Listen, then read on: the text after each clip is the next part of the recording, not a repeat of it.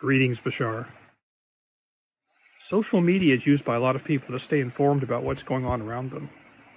But if everything is driven by synchronicity, and therefore happens exactly when it needs to in perfect timing, then there would seem to be no point in staying informed.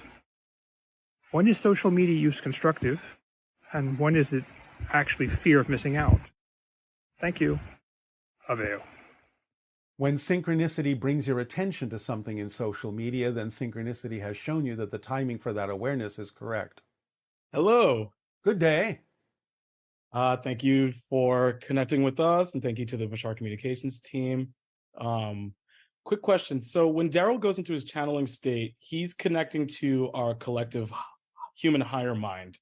But somewhere there's a mask of the Esani or of Bashar in there, right? Is that correct? Yes, we are interacting with the collective of your world, the collective higher mind, and also his own individual higher mind, which is what he's mostly connecting to. But the higher mind of him individually is connected to the collective. So in a sense, yes. Okay, cool. So I do have a question about maintaining trust or faith in the day-to-day experience. In that, Maintaining, you don't have to maintain trust. You just have to choose what you're trusting in. I see. Trust is natural. You're always trusting something to be true. So it's about what you choose to trust in, not that you have to develop trust or maintain it. Trust is natural. Right. If you didn't trust in something, you wouldn't have an experiential reality. That makes sense. But I think in the context of where I'm asking this is that as someone who has been following their excitement and following their passion, and although it sounds like I may have an insistence or expectation on outcome, I've always been loose with what the expectations and outcomes have been, working towards a dream. And it's been about 15 years of going towards this dream. And although I feel I'm obviously more skilled and I'm more prepared for living in that dream reality that I want to have than ever before, it still feels a bit far away. And when I consider letting go of it completely and giving up on it, there's like a sadness and an emptiness, and it doesn't feel right. Stop. Yes. Letting go and giving up are not the same thing. Surrender is not giving up. Surrender is surrendering and letting go to the control you already have built in. Mm-hmm. It's not the same thing. Watch your definitions. They are confusing you. And the idea is you say, well, I'm loosely having the idea of insistence. The point is to have none.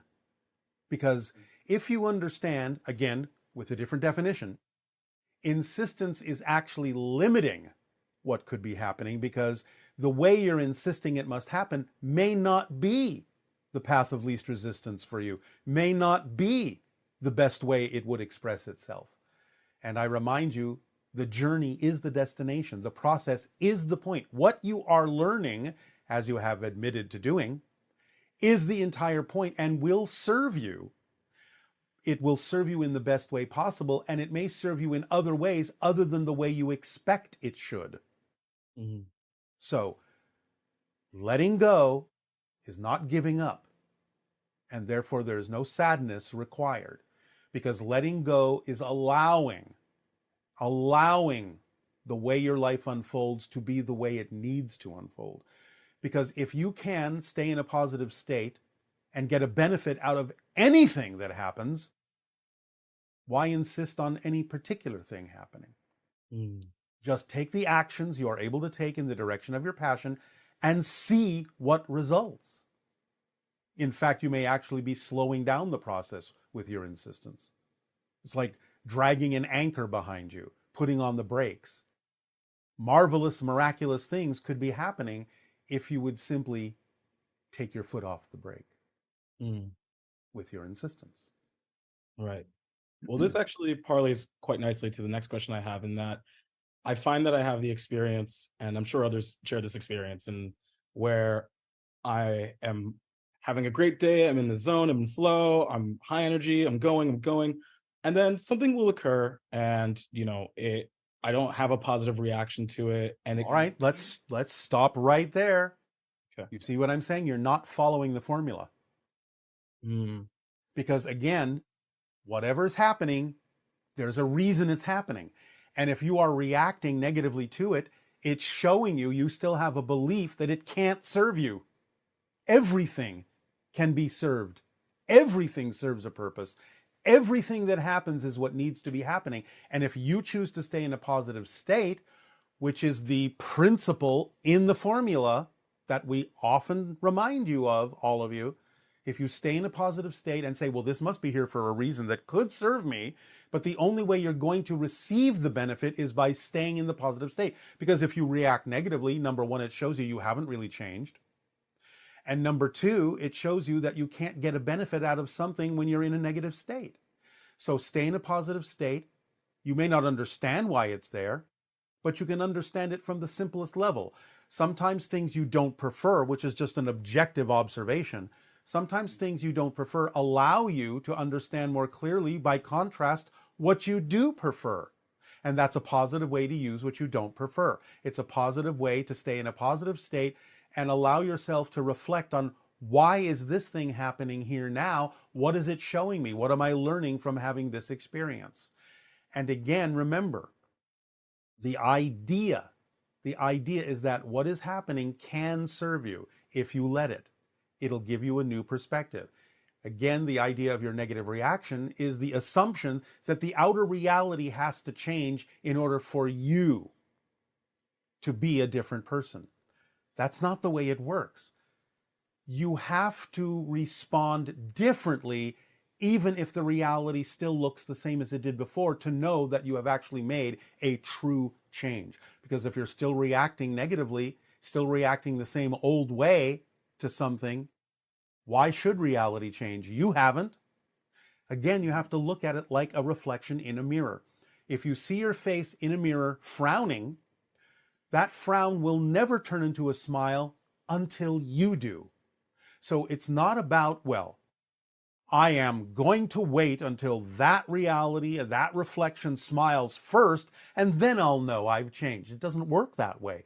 You have to change regardless of the reflection frowning at you. And when you then truly change, the reflection has no choice but to smile back.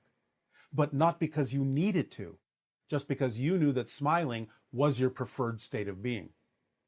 You can't base the changes on the outer reality, because that isn't real. It's just a reflection to guide you as to what your state of being happens to be. Mm-hmm. Make sense? I think so. And just to really reinforce it, when I have those moments where I'm in flow and I'm going, and then there's a moment where I kind of have a reaction to. Yes. The passion formula is then working. Because remember, one of the tools in the formula passion is the reflective mirror that shows you may be still holding on to a belief that's out of alignment with your passion. Therefore, staying excited about the fact that you discovered something that doesn't excite you in a belief system is part of the excitement. Because by discovering a belief within you that's out of alignment with your excitement, you now are aware of it, and that means you can change it. Would you rather it stays in your unconscious mind than never changes? I mean, but definitely would prefer for it to change, yeah. But you have to be aware that it's there for it to change, because you have to change it. Mm-hmm. So the idea of discovering beliefs within you that are contrary to the vibration temporarily, for a brief moment, is the reflective mirror's way of showing you, hey, you still are holding on to some definition that's out of alignment with who you prefer to be. So now that I brought it to your attention, you can find out what it is, you can deal with it, you can see it's nonsensical to hold on to it, that it really doesn't serve you, and you can let it go. Isn't that exciting? It's very exciting. That's the way you need to look at it. That's what it means in the formula when we say stay in a positive state. Because you know it's there for a reason. And if you stay in the positive state, you'll figure out what that reason is. If you go into a negative reaction, you never will. Mm-hmm. And I think what I'm looking to equip myself with is on the moments where I do slip into a negative reaction, and I do have that. Temporarily. Yes. Yes. Right. Temporarily. The temporary moments, I'm recalling a specific experience where, something had occurred. Someone, information came to me. I didn't like it. And then I had the reaction. So in that moment, it's a matter of just observing the beliefs and sort of questioning myself, asking, okay, so why is this reflection? And just neutrally observe the situation. Instead of having a negative reaction, eventually, as you get used to this, you'll simply go, I wonder why that happened that way. Let me think about this. Let me look at it from another perspective. I know it's got to serve me positively somehow. And by staying in that positive state, I'll figure it out. This is an interesting challenge. I wonder why it happened that way. Let's see, let's explore, let's investigate. That's exciting. It is. All right. That's the way you look at it then, because that's the way it serves you. Otherwise, it's not what you prefer. That was very clarifying. So, does this serve you? This serves me wonderfully. Then we thank you for your interaction. Aveo. Aveo. Hi, Bashar. Thank you for the opportunity to ask a question. On one video show, someone asked you, what is the first thing you teach your children? And you said, unconditional love. And I wanted to ask, how?